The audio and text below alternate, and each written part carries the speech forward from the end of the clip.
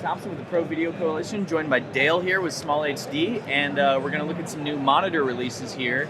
It's pretty cool. I mean, the 702 Bright, I feel like, has basically become one of the industry standards. And we've got some really nice new developments here. We do. Yeah, like I was saying, the 702 Bright is like an industry standard for 4 years, right? We came out at the perfect time. It's got adopted really well into the high end. And so it's actually pretty old. Traditionally, our product life cycles are only 2-3 years. The 702 Bright's been around for coming on 5, maybe. It's been around for a long time. And we just said it's time to refresh that product. Let's take what people liked about it. Let's enhance it. Let's make it better. Let's take some of the issues people have with it and let's fix those things. Let's basically make a better product and let's lower the price. It's just kind of true Generation 2 product, right? And that's what the 702 Touch is. You can sort of tell it's a continuation of the 702 line, indicated by the sort of the silver chassis. Most of our stuff is black, but we did it with the 702 Bright. I always said that silver chassis was really iconic. We kind of updated it though, went space gray to be cool. But it's essentially though, similar inputs and outputs as the 702 Bright, but we made the screen 50% brighter. It's a 1500 nit screen as opposed to the 1000 nit screen of the 702 Bright. It has a wide gamut display, right? So we're going to do a full 100% DCI-P3 color gamut reproduction, which is quite cool.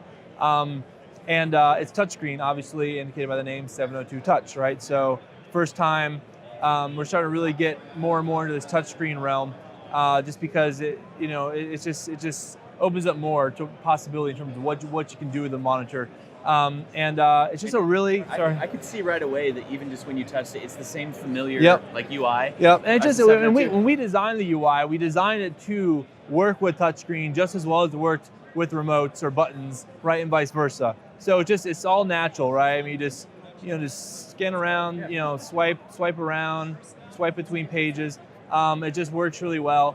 And that's the 702 Touch. So it's just think of it as 702 Bright version 2, right? For the longest time internally, we were calling it 702 V2 because that's basically what it is.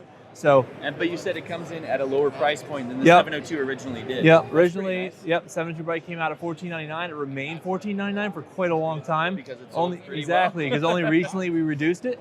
And this one comes out at $12.99.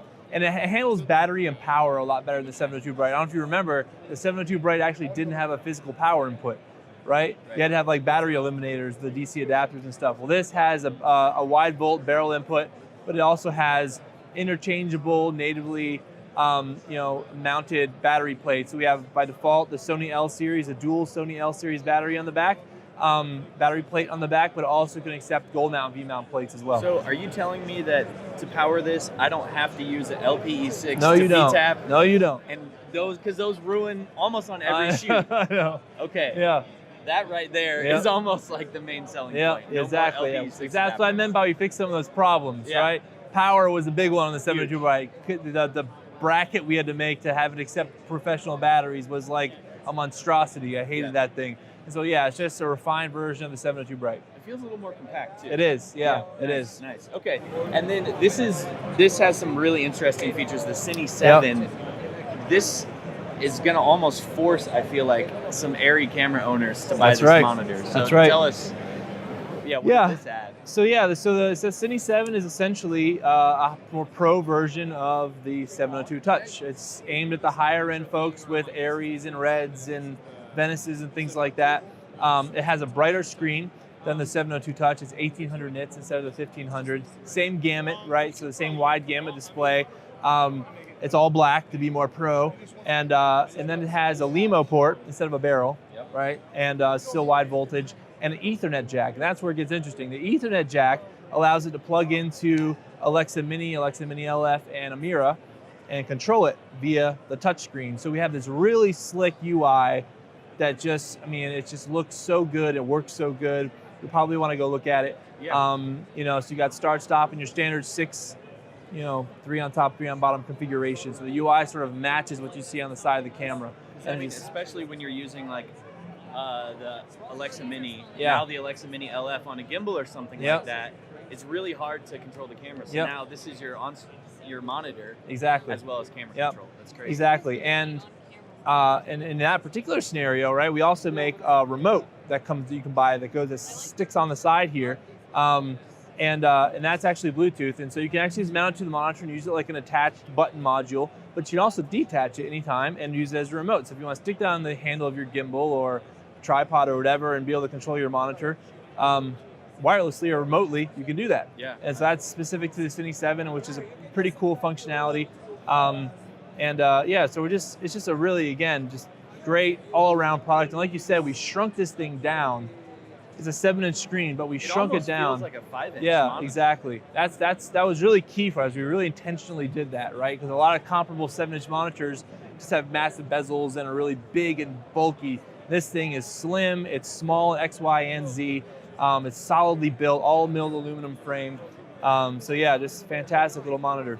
And how does the brightness of the 702 Cine compare to the 703 monitors? Yeah, so the 703 monitor is 2200 nits, I think is what we advertise. It's really more like 2500, and this is 1800. So not quite as bright, but again, you get Pretty that close, wide though. gamut. It is pretty, I mean, 1800 nits is still a lot, right? Yeah. So the other thing is this version of the monitor also comes with a Bolt 500 TX option, a Bolt 500 RX option, and a Bolt Sidekick RX option, right? So there's 3 wireless variants of this monitor here.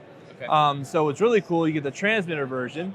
You can stick it on your RE or Mini, control it, and then transmit video wirelessly all from one device. So pretty slick. So it can become a transmitter. Correct. Wow. Or a receiver. So you can buy 2 of them, one in the transmitter version, one in the receiver version, stick one on the camera, be controlling your camera, and then be transmitting to your wireless receiver version over here. That's way less rigging. It is. Yeah. Wow. And that's sort of the trend we're trying to kind of continue with, right? Is the constant merging of technologies into the display.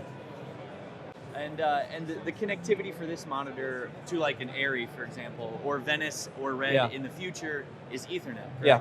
Yep. Okay.